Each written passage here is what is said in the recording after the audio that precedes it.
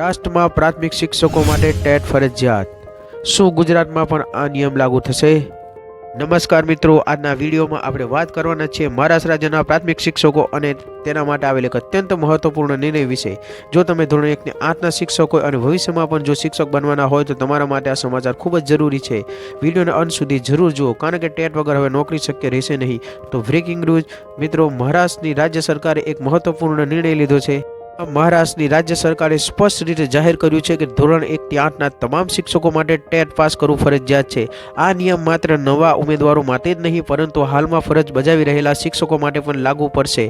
આ ઉપરાંત આરટી કાયદા પહેલા નિયુક્ત થયેલા શિક્ષકો માટે પણ તેમાં નિર્ણયમાં મુદ્દો સમાવેશ કરવામાં આવ્યો છે, જે મહત્વપૂર્ણ છે। આરટીના કાયદા પહેલા નિયુક્ત થયા છે અને જેમની નિવૃત્તિને 5 વર્ષથી વધુ સમય બાકી છે, તેમને તારીખ 1/9/2027 પહેલા ટેટ પાસ કરવી ફરજિયાત છે।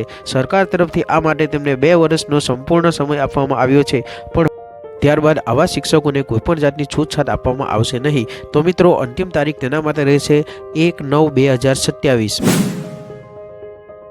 ટેટ પાસ ન કરશો તો શું થશે?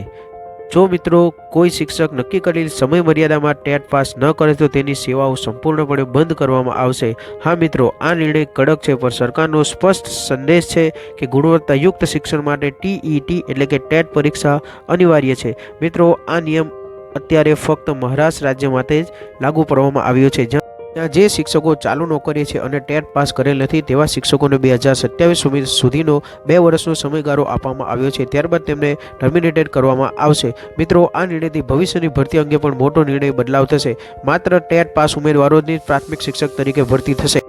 હવે ટેટ વગર કાયમી નોકરી નહીં અને નિયમિત સેવા પણ મળશે નહીં। આ નિયમ ભવિષ્યની તમામ ભરતી માટે લાગુ પડશે। તમને જણાવી દઈએ કે ગુજરાત રાજ્યમાં અત્યારે જે પ્રાથમિક, માધ્યમિક અને ઉચ્ચતર માધ્યમિક શિક્ષકોની જે ભરતી થઈ રહી છે તેમાં ટેટ, ટાટ અને એટા જેવી પરીક્ષાઓ આપવી ફરજિયાત છે। ગુજરાતમાં આ નિયમ પહેલેથી જ લાગુ થયેલો છે।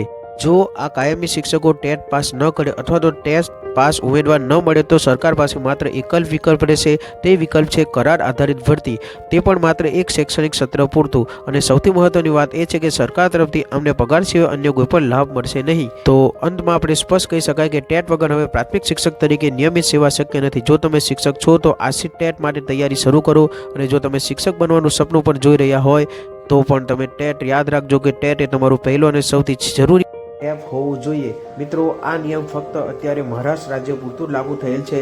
જો ભવિષ્યમાં તે ગુજરાત રાજ્યમાં લાગુ થાય તો ગુજરાતની સંવેદનશીલ સરકાર જરૂરથી શિક્ષકોના હિતમાં જ આમાં નિર્ણય લેશે।